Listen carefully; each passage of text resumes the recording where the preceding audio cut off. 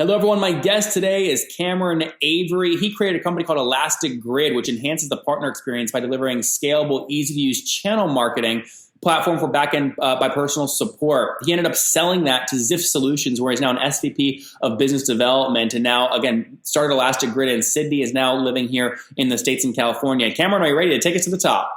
I am indeed. Let's go for it. Give us the story here. So Elastic Grid, first off, let's work backwards. When did you sell the company? The company got acquired November last year, just after Thanksgiving. Okay, so November 2017. And what year did you launch Elastic Grid in? I launched a company called Elastic Digital back in 2001, so many moons ago, and it was a digital creative agency. So I started that in Bondi Beach in Sydney, Australia. Literally, we don't have basements in Bondi, so I did it in a sunroom. How do you start a company right next to Bondi Beach? I would get nothing done. I'd be out on the beach all day.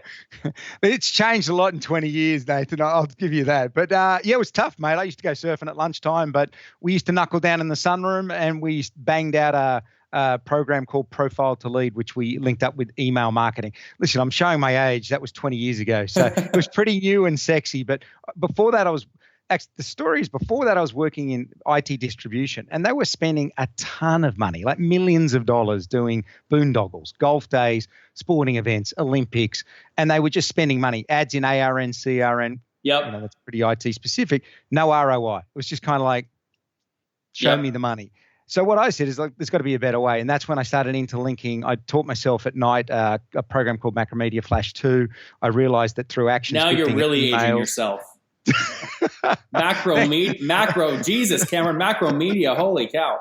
I think Apple shot that thing in the head, but it's like, so listen, I taught myself that, and I worked with a technical guy there called Alois Caselli, and he was the no to my yes. But anyway, that's how we created a company called Elastic Digital back then. But the premise was that, look, stop just spending money. Why don't we actually use email, tell a good story, hence the Macromedia Flash, and then track it and then actually know if somebody's interested in a product. Listen, this is 20 years ago. It was cutting edge stuff.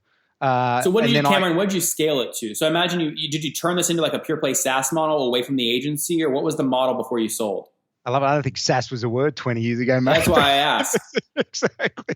So listen, when we left, it was a pure creative. We wanted to be a digital creative agency, and then we created the backbone, that Profile to Lead tracking technology underneath it. So we were selling creative, but we had a back end, which we now call as a SaaS program, where we would start to track the interactions and let somebody know if there was a propensity to buy. So that was kind of what we created as Elastic Digital, and then that evolved over time into mass scale marketing automation for the channel, meaning that not only we will design and build a great story, we'll put it on a platform, and then use Cisco, VMware, Dell, whoever, you can give that story out to hundreds of your partners around the world to push out, to end users. So, got it. So it started as an agent. Go ahead. Yeah.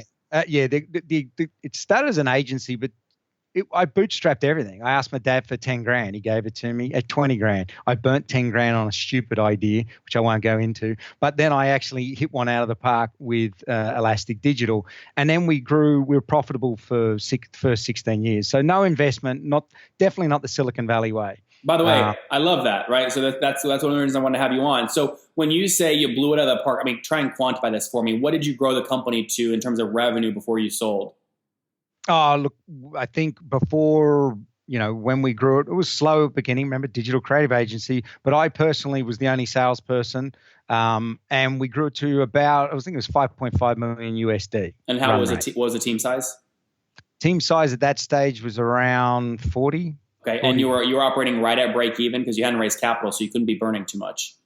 No, we were making a really healthy profit. I think we were making 30% profit, which was great. And we paid out some dividends, but we kept a lot of the money we kept for growth. So why sell? Because it was getting more and more difficult to compete, because the other guys in our space, like Ziff, good example, they were starting to take in venture capital. They were starting to invest more heavily in their development team.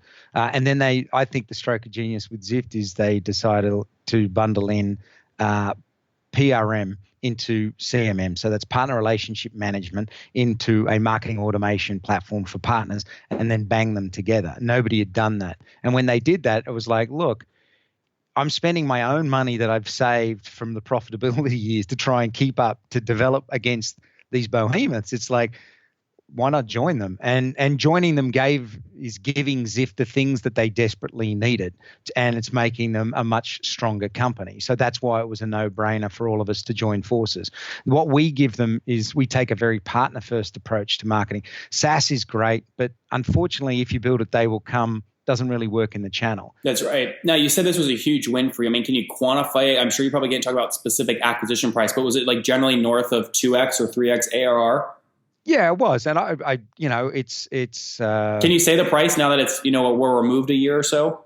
No, because there was no price. It was a multiple for shares. I'm heavily invested in Ziff solution. Put it that way, and their success, which is smart, right? Yeah. So there wasn't cash up front, but let's say they valued the company at 3x your 5.5, so 15 million. They basically gave you that equivalent in shares, and your other common holders in Elastic. They gave you those shares in Ziff. Absolutely. And remember, Zift is now 3 companies colliding together: RelayWare, Elastic Grid, Zift. And look, there's going to be a roll-up in our space, as there are with every other space. I definitely see that Zift, RelayWare, Elastic Grid, we've got a huge dev team, huge customer-facing team now. But when we're doing these sprint cycles and we're starting to churn this out and clicking this all together, we'll create a new channel. We'll create a new, we'll create enterprise channel management. And it's something, remember, like Nathan, 70% of all world trade goes through a channel. So that's trillions and trillions of dollars. So we want to be an engine that a channel, a leader can employ to do nearly everything they need to be successful by, pushing and monetizing and making their channel successful. Now, Cameron, I love money. I think you love money too. I mean, if I'm in your shoes, I'm going, I can make myself fairly wealthy taking $1 million in free cash flow on 5.5 annually, right? I mean, there's got to be a damn good comp structure on this thing, because while it is a growing company, while there is a roll-up, while they've raised venture capital, while they have a huge dev team, you lose control of managing the cash flow. So how do you make yourself and your other comments from Elastic rich off this?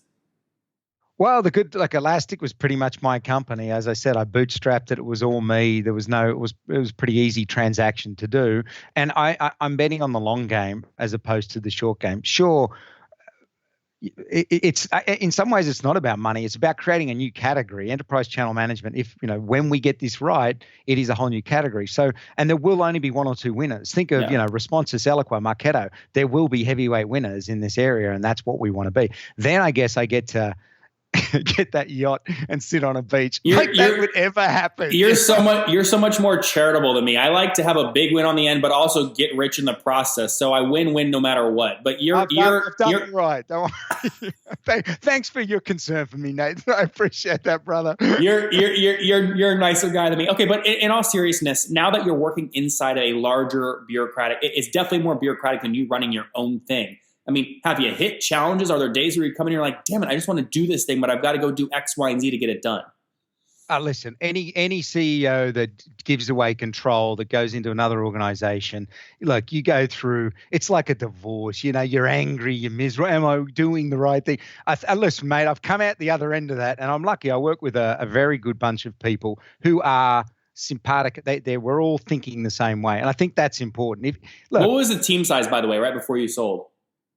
50. Did they all come to San Jose or California?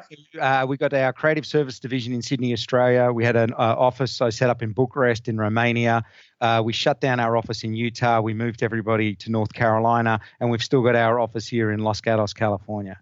So we did look. There are economies of scale. We are shedding a lot of fat and getting lean and mean, which is good. And there's certainly I don't know the ins and outs, but there's definitely a bunch of venture capital behind us to make us get to that next level. Of the 40 people that were on Elastic at the acquisition, how many of them have you had to let go? Not many, about 5. Okay, so most kept a lot. Yeah. If I called them and had them on the show, would they still say great things about you? Listen. I don't know, mate. Just ring them up. I'm an open book. It's not like, all my staff knew me. I used to have one-on-ones. I used to do lake walks. That's what makes this tough, by the way. That's why I'm asking this question. I mean, how do you do that gracefully? You just over communicate. The one thing the new CEO Gordon Rapkin's really good at is that he's a very good communicator, and he's trying to, everybody's on the same page, which is hard with a global company. That's the biggest challenge. Like All right. I've been working for 24/7 for so many years now. It's kind of nice to have a job. Well, Cameron, I'm having a lot of fun beating you up, but we have to wrap up. So let's jump into the famous five. Number one, what's the last business book you read? Never Split the Difference. Love it. Number two, is there a CEO you're following or studying right now? Look, cliches as it is, but Elon Musk, I love the guy. Number three, is there a favorite online tool you have for building a business?